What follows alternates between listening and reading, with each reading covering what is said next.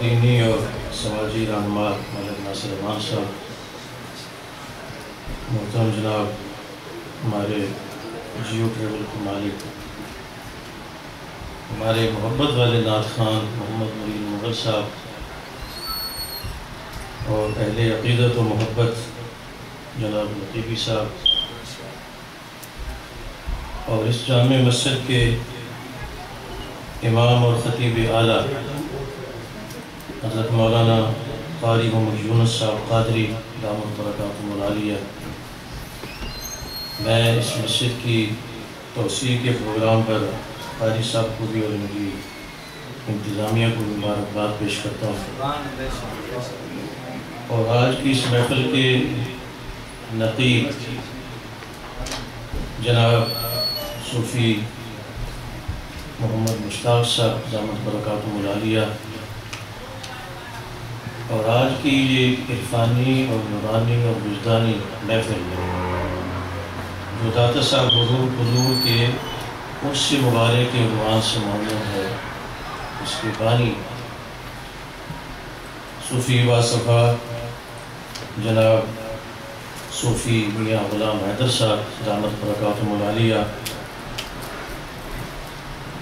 جن کا خاندان صدیوں سے حضرت داتا صاحب کی مجاوری اور زائرین کی خدمت کر رہا ہے، اور جناب میاں صاحب نے وہی جو صوفیانہ طریقہ ہے وہی شروع کیا ہوا ہے کہ گھر گھر میں بلال کی محفلیں، گھر گھر میں ذکر کی محفلیں، کئی مقامات پر مجھے جانے کا اتفاق ہوا ہے، تو یہ جو گھر گھر میں محفلیں جاری کر رہے ہیں، لوگوں کی عقیدے بھی محفوظ ہو رہے ہیں، ان کے ایمان بھی محفوظ ہو رہے ہیں، اور اللہ والوں سے اور لو لگ رہی ہے اور ایمان تازہ ہو رہے ہیں۔ ہمارے سینئر نعت خان جناب فیاض خان صاحب ماشاءاللہ خوبصورت نعت پیش کی، بہت خوبصورت محفل ہو چکی، نعت خوانی ہو گئی، بیان ہو گئے، بس میں صرف حاضری پیش کروں گا جتنا وقت مجھے میاں صاحب نے عنایت فرمایا ہے۔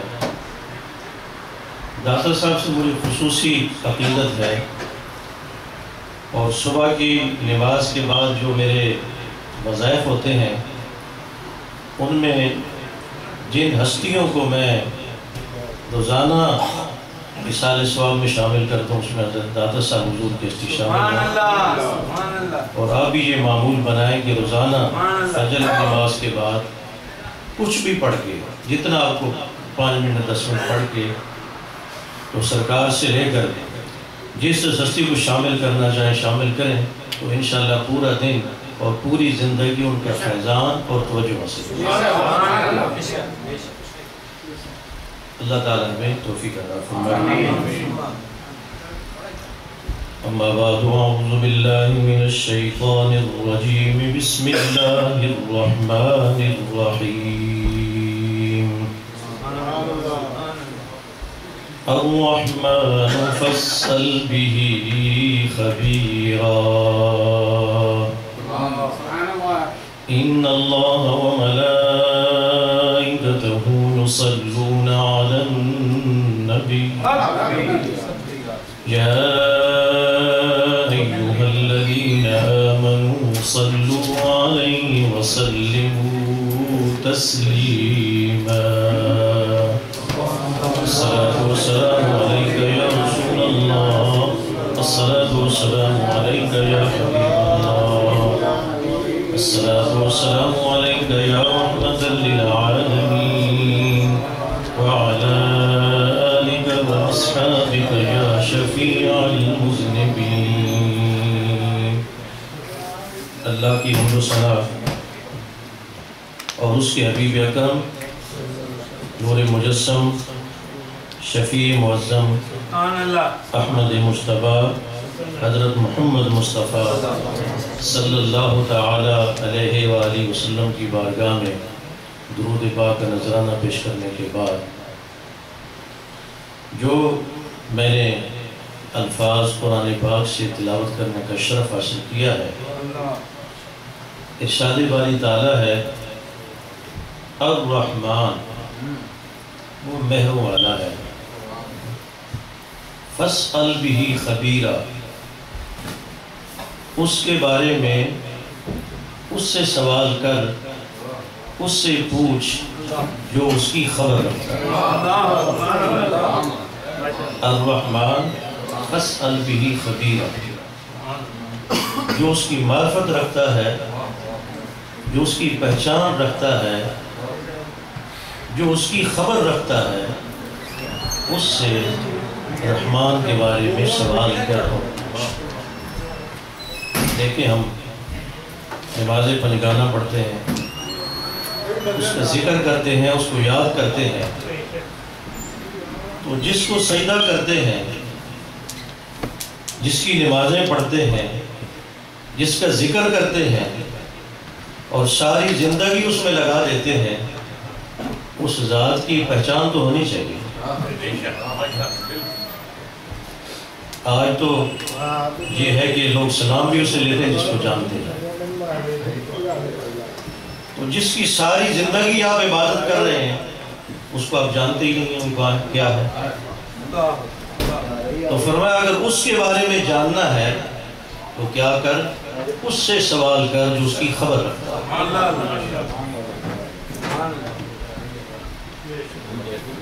اس سے پوچھ۔ خدا کو پہچاننا اور خدا کی معرفت کوئی آسان کام نہیں، یہ میرے اور آپ کی بس کی بات نہیں، ہر ایک کی بس کی بات نہیں۔ ہم اللہ کو کیا جانیں گے، ہم تو اللہ والوں کو نہیں پہچان سکتے۔ حضرت محبوب الہی کی بارگاہ میں کسی نے لکھا کہ سرکار، ہم تو آپ کو اللہ کا ولی سمجھتے تھے، اللہ والا سمجھتے تھے، اور ہمیں معلوم ہوا ہے کہ آپ کے جو گھوڑے ہیں استول کے، ان کے جو کھونٹے ہیں، قلعے جن کے ساتھ وہ باندھے ہوئے ہیں، وہ سونے کے ہیں۔ ہم تو آپ کو اللہ والا سمجھتے تھے، اور اللہ والوں کو سونے اور چاندی سے کیا غرض؟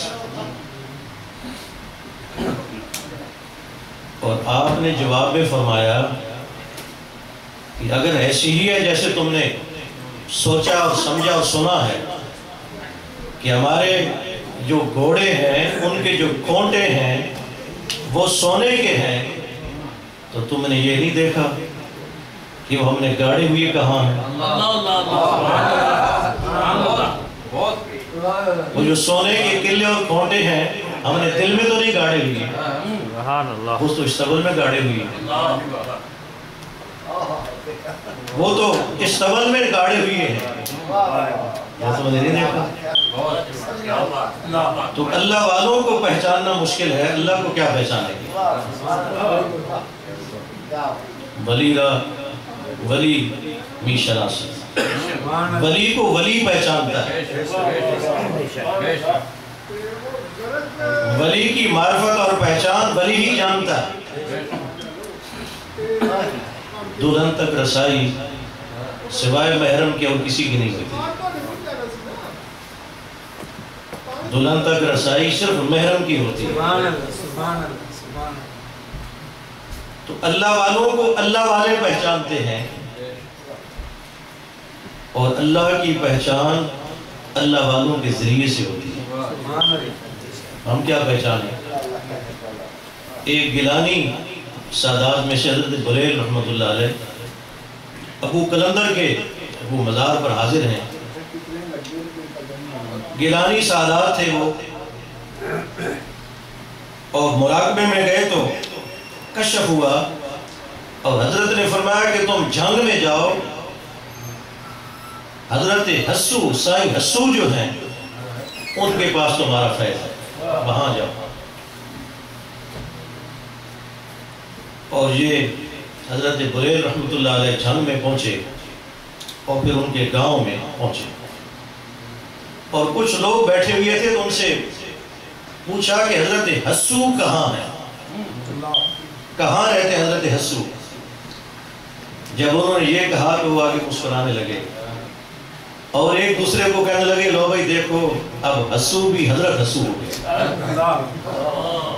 اب پوچھ رہے ہیں کہ جی حضرت حسو کہاں ہے؟ اب حسو بھی حضرت ہو گیا. حضرت فضیل رحمۃ اللہ علیہ نے فرمایا کہ بھائی تم جانو وہ جانے لیکن مجھے پتہ تو بتا دو. تو کچھ لوگ ساتھ چل پڑے اور گھر پہنچے تو گھر والوں نے بتایا کہ وہ جانوروں کا چارہ کاٹنے گئے ہوئے کھیتوں میں. وہاں گئے, جا کے ملاقات کی. آپ نے فرمایا کہ میں چارے کی گٹھڑی بنا لوں پھر میرے ساتھ چلو اور پھر بات کریں. چارہ کاٹ کے اکٹھا کر کے تو گٹھڑی بنائی اور سر پہ رکھی اور سب کو فرمایا کہ چلو میرے پیچھے چلو. حضرت حسو چارے کی گٹھڑی اٹھا کے چل رہے تھے اور لوگوں نے دیکھا کہ وہ چارے کی گٹھڑی حضرت حسو کے سر سے ایک بالش اوپر تھی. آپ کے سر سے ایک بالش اوپر تھی. اور جب لوگوں نے یہ منظر دیکھا تو پھر مان گئے کہ باقی حسو حضرت حسو. تو عرض یہ ہے اگر ہم اللہ والوں کو نہیں پہچان سکتے تو پھر اللہ کی پہچان کیسے ہوگی؟ حضرت پیر بل شاہ رحمۃ اللہ علیہ کے پاس ایک شخص آیا. اس نے کہا کہ حضور میں حضرت جلال الدین رومی علیہ رحمہ کا ایک شعر پڑھتا ہوں مجھے سمجھ نہیں آتی, مجھے اس کی سمجھ نہیں آتی. فرمایا کیا شعر ہے؟ کہنے لگا شعر یہ ہے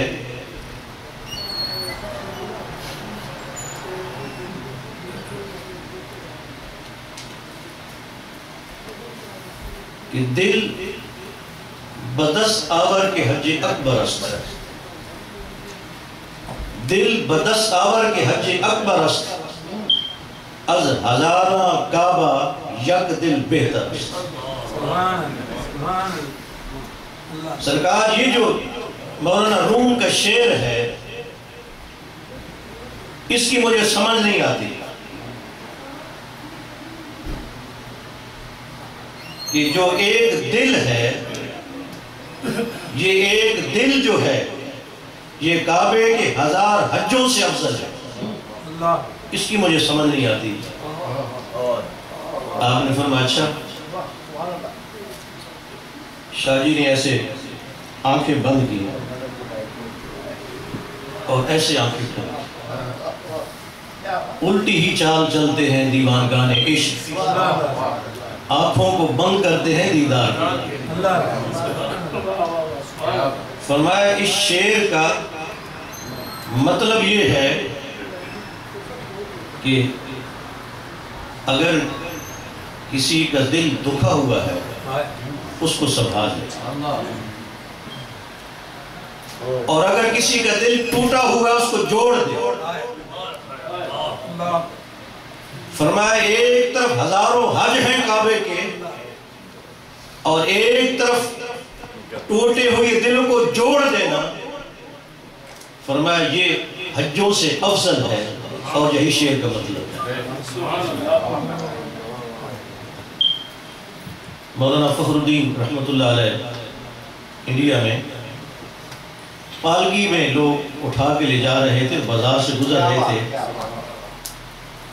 تو ایک نوجوان جو کہ ہندو مذہب کا تھا وہ مٹھائی کا ڈبہ اٹھائے ہوئے تو آگے ایسے ڈبہ کھولا اور کہنے لگا کہ حضور اس سے ایک لڈو کھا لیجیے. اب مہینہ رمضان کا ہے, آپ نے روزہ رکھا ہوا ہے, لوگوں نے اور عقیدت مندوں نے آپ کو پالکی میں اٹھایا ہوا ہے, رمضان کا مہینہ ہے, اور ہندو آ کے کہتا ہے کہ حضور یہ ایک لڈو کھا لیجئے. اب عجیب کیفیت ہے اور آزمائش ہے, ایک طرف رمضان کا روزہ ہے اور ایک طرف یہ نوجوان ہے. سوچا ایک لمحے کے لیے اور لڈو کھانے کا فیصلہ کر لیا. لڈو کھا لیا, نوجوان گھر چلا گیا, آپ خانقاہ پہ چلے گئے۔ جب خانقاہ پہ پہنچے تو عقیدت مندوں نے کہا کہ حضور رمضان کا مہینہ ہے اور آپ نے روزہ رکھا ہوا ہے اور وہ آپ نے لڈو کھا کے روزہ توڑ دیا ہے۔ فرمایا بتاؤ روزے کا کفارہ کیا ہے؟ کہنے لگے روزے کا کفارہ یہ ہے کہ 60 دنوں کا یا تو مسلسل روزہ رکھو یا پھر 60 مسکینوں کو کھانا کھلاؤ یا پھر 60 غلام آزاد کرو۔ فرمایا غلام تو آزاد کر نہیں سکتا کہ میری بس کی بات نہیں ہے، باقی لوگ ایک روزے کا ایک کفارہ ادا کرتے ہیں، میں سارے کفارے ادا کروں گا۔ میں نے روزہ توڑنا کا وعدہ کر لیا ہے، ایک بندے کا دل نہیں توڑنا۔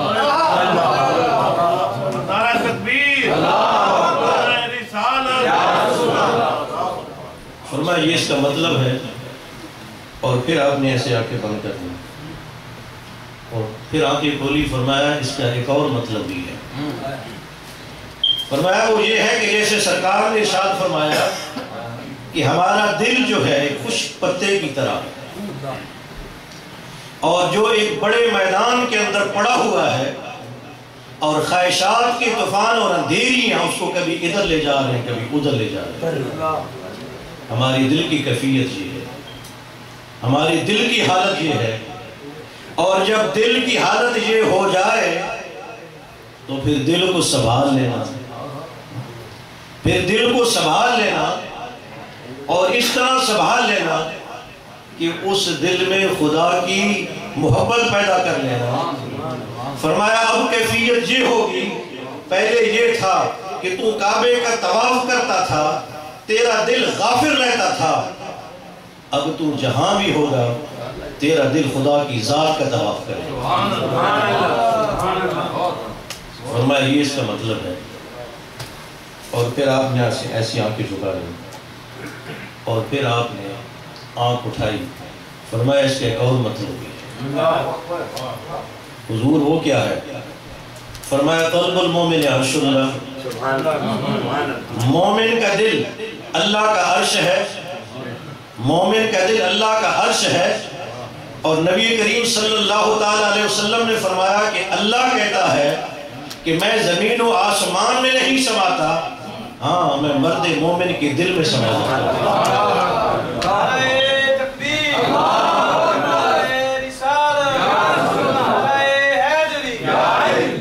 فرمایا پھر تو فیصلہ کر کہ جس مرد مومن کے دل میں خدا بیٹھا ہوا ہو اور جس کے دل میں خدا کے جلوے برس رہے ہو، اس کا دل پھر حج سے افضل ہوگا کہ نہیں ہوگا؟ فرمایا شیعہ کا یہ مطلب ہے، اور پھر آپ نے آنکھ جھکا لی اور آنکھ کھولی۔ فرمایا یہ اور بھی مطلب ہے، یہ اور بھی مطلب ہے، پر تیری سمجھ تو باہر ہے۔ تو میں بات کہاں سے چلی تھی کہ ہم اللہ والوں کو نہیں پہچان سکتے تو اللہ کی معرفت کیسے ہوگی؟ اللہ نے اپنے حبیب کو اپنی معرفت کے خزانے عطا فرمائے ہیں، اپنی معرفت کے خزانے عطا فرمائے ہیں، اور پھر میرے آقا نے یہ فیض تقسیم کیا ہے، اور اولیاء کرام اور اللہ والے حضور کے کرم اور سرکار کے فیض سے اللہ کا پتہ دیتے ہیں، اللہ والے خدا کا پتہ دیتے ہیں۔ اللہ اللہ کیے جانے سے اللہ نہ ملے، اللہ اللہ کیے جانے سے اللہ نہ ملے، اور اللہ والے جو ہیں وہ اللہ سے ملا دیتے ہیں۔ حضرت علامہ محمود علوسی رحمۃ اللہ علیہ صاحب تفسیر روح المعانی، آپ لکھتے ہیں کہ یہ جو حروف مقطعات ہیں، یہ جو سورتوں کے شروع میں حروف ہوتے ہیں، حروف مقطعات علیحدہ علیحدہ حروف، الف لام میم، یاسین طٰہٰ کاف ہا یا عین صاد قاف، یہ جو حروف، ان کو حروف مقطعات کہتے ہیں۔ آپ نے دیکھا ہوگا کہ جو ترجمے والا قرآن پاک ہوتا ہے، جب ان کے نیچے آپ دیکھیں تو ان کے نیچے بھی ان کے ترجمے کے بجائے یہی حروف لکھے ہوتے ہیں، اس لیے کہ ان کے معنی ہم نہیں جانتے۔ اور صاحب تفسیر روح المعانی ان حروف پر بحث کرتے ہوئے ارشاد فرماتے ہیں کہ ان کا جو حروف مقطعات ہیں، ان کے معنی اللہ نے اپنے حبیب کو عطا فرمائے ہیں، اور اپنے حبیب کے وسیلے سے اور توسط سے یہ فیض اولیاء کرام کو ملا ہے۔ اولیاء کرام جب قرآن پاک کھولتے ہیں، حروف مقطعات ان کے سامنے آتے ہیں، تو سرکار کے کرم سے حروف مقطعات اپنے معنی ان کو خود بتا دیتے ہیں، اپنے معنی خود بتا دیتے ہیں۔ لوگ سمجھتے ہیں کہ سارا دین قال کا نام ہے، سارا دین قال کا نام ہے۔ سنیے، سارا دین قال کا نام نہیں، قال بھی ہے اور حال بھی ہے، حال بھی ہے، مگر ہم چونکہ اس حال کے حسب حال نہیں ہیں، ہمیں اس حال کا پتہ نہیں ہے، اس لیے ساری زندگی قال قال میں گزار دیتے ہیں۔ اور اگر کوئی صاحب حال مل جائے، پھر اس کے دامن سے وابستہ ہو جاؤ، تو پھر معلوم ہوگا کہ قال بھی ہے اور حال بھی ہے۔ حضرت شیخ شہاب الدین احمد بن حیتی رحمۃ اللہ علیہ سے کسی نے سوال کیا کہ حضور یہ ارشاد فرمائیے کہ کیا آج بھی ظاہری طور پر سرکار سے فیض حاصل کرنا ممکن ہے؟ آج بھی ظاہری طور پر؟ انہوں نے فرمایا دیکھو، سرکار دو عالم علیہ السلام نے اپنے صحابہ کرام کو نماز کی تعلیم نہیں دی ہوگی؟ یہ ضرور دی ہے۔ نماز کے مسائل نہیں بتائے ہوں گے؟ یہ سرکار ضرور بتائے ہیں۔ نماز کے بارے میں جتنی بھی مسائل ہیں سارے بتائے؟ فرمایا جی حضور ضرور بتائے ہیں۔ تو پھر سرکار نے یہ کیوں ارشاد فرمایا کہ صلو کما رأیتمونی اصلی، کہ نماز اس طرح پڑھو جس طرح مجھے دیکھتے ہو۔ جب سارا کچھ بتا دیا ہے، فرض واجب مستحب سنت ساری بتا دی، جتنے فقہی مسائل تھے وہ سارے بتا دیے حضور نے نماز کے بارے میں، تو جاؤ جا کے نماز پڑھو گے۔ لیکن سرکار نے بتانے کے بعد ارشاد فرمایا نماز اس طرح پڑھو جس طرح میں پڑھتا ہوں، مجھے دیکھو، مجھے دیکھو، اور اس طرح میں پڑھتا ہوں اس طرح پڑھو۔ وہ جو پہلے بتایا تھا وہ قال تھا، یہ جو بعد میں کہا یہ حال تھا۔ اور اللہ نے کتابیں نازل فرمائی اور صحیفے بھی نازل فرمائے، ساری تعلیمات ان میں تھیں، تو پھر اللہ رب العالمین نے یہ کیوں نہیں ارشاد فرمایا کہ لوگو یہ کتاب میں جبل ابو قویس پہ اتار رہا ہوں، آؤ اس کو لے جاؤ پڑھو؟ اپنا حبیب ساتھ کیوں بھیجا؟ 1,24,000 انبیاء ساتھ کیوں بھیجے؟ فرمایا وہ قال ہے اور یہ صاحب حال ہے، یہ صاحب حال ہے۔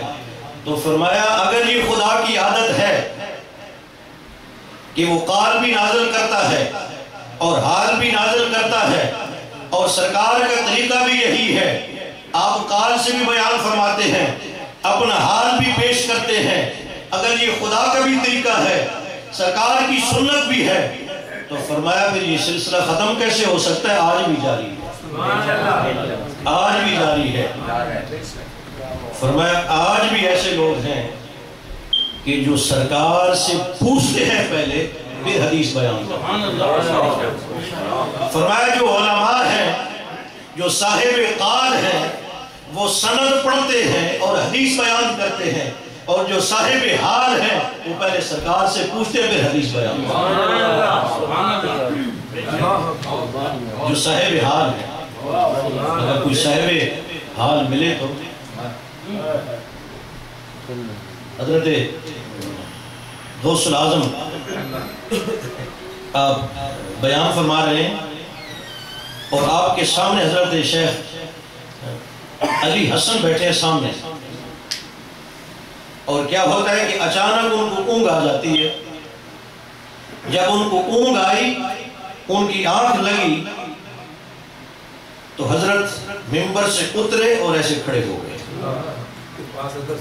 ایسے کھڑے ہو گئے، اور جب ان کی آنکھ کھلی انہوں نے حضرت شیخ کو دیکھا کہ وہ ہاتھ باندھ کے کھڑے ہوئے ہیں، تو ان کو ذرا ندامت محسوس ہوئی کہ حضرت شیخ میرے پاس ہاتھ باندھ کے کھڑے ہوئے ہیں۔ عرض کی حضور آپ ہاتھ باندھ کے کھڑے ہیں؟ فرمایا شیخ پہلے یہ بتاؤ کہ تم کیا دیکھ رہے تھے؟ عرض کی سرکار آپ کی محفل درس میں بیٹھا ہوا تھا اور میری آنکھ لگی، جب آنکھ لگی تو سرکار تشریف لے آئے، اب میں سرکار کی زیارت کر رہا تھا، کملی والے کو دیکھ رہا تھا۔ حضرت غوث العظم نے فرمایا جب سرکار تشریف لائے تو میں حضور کی ادب میں ممبر سے اتر کے کھڑا ہو گیا۔ کوئی صاحب حال ہو تو نظر آتا ہے۔ کاش کوئی خضر آئے میسر، کاش کوئی خضر آئے میسر تو کلیمے سے شبانی دو قدر، تو کوئی صاحب حال نظر تو آئے۔ تو یہ جو صاحب حال ہیں، یہ جو اللہ والے ہیں، یہ اللہ کا پتہ دیتے ہیں، یہ اللہ سے ملاتے ہیں، یہ اللہ کی خبر رکھتے ہیں۔ اگر اللہ سے ملنا چاہتے ہو اور اللہ کی خبر چاہتے ہو، خدا کی معرفت چاہتے ہو، تو پھر اللہ والوں کے پاس آؤ۔ دیکھو اگر اس کی ضرورت نہ ہوتی تو پھر حضرت امام حسن بصری مولا علی کے قدموں میں کیوں بیٹھتے؟ پہلے تو وہ حضرت ام سلمہ کی گود میں تھے۔ حضرت امام حسن بصری جانتے ہیں آپ کہ ان کی جو والدہ تھی وہ ام المومنین کی کنیز تھی، یہ ام المومنین کے گھر میں رہتے تھے، اور جب کبھی ان کی والدہ کام کاج میں مصروف ہوتی تھی اور یہ رو پڑتے تھے تو ام المومنین ان کو اٹھاتی، اپنے سینے سے لگاتی، دودھ پیش کرتی، اللہ دودھ عطا کرتا اور وہ نوش کرتے تھے۔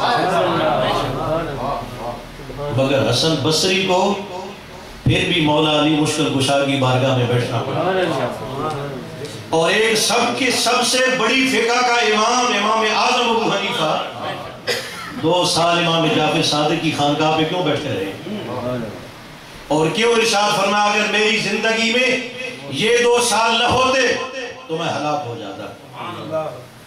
امام شافعی ایک فقہ کا امام محمد بن شیبانی کی خانقاہ پہ کیوں بیٹھے رہے، اور امام محمد بن حنبل بشر حافی کے پاس کیوں بیٹھے رہے؟ لوگوں نے پوچھا حضرت آپ تو اتنے بڑے عالم ہیں، آپ بشر حافی کے پاس کیا لینے جاتے ہیں؟ فرمایا میں عالم بکتاب اللہ ہوں اور بشر حافی عالم باللہ، میں عالم بکتاب اللہ ہوں اور بشر حافی عالم باللہ۔ فرمایا میں اللہ کی باتیں بتاتا ہوں اور اللہ کی معرفت اور اللہ سے ملنے میں بشر حافی کی بات کرتا ہوں، اور اگر ایسی بات نہ ہوتی تو پھر سلطان الہند دادا حضور کیوں حاضری پیش کرتے ہیں، اور اگر ایسی بات نہ ہوتی تو پھر بابا فرید کا ٹبہ وہاں کیوں ہوتا، وہاں وہ کیوں اعتکاف کرتے؟ اسی صاحب حال کے پاس جاؤ تو پھر پتہ چلے گا۔ جب دادا صاحب نے مسجد تعمیر کی، دادا صاحب کے ساتھ اب بھی خوبصورت مسجد ہے، تو دادا صاحب نے آتے ہی اپنی خانقاہ کے ساتھ مسجد تعمیر کی۔ اب ایک عقیدے کی بات کر کے بات ختم کر رہا ہوں۔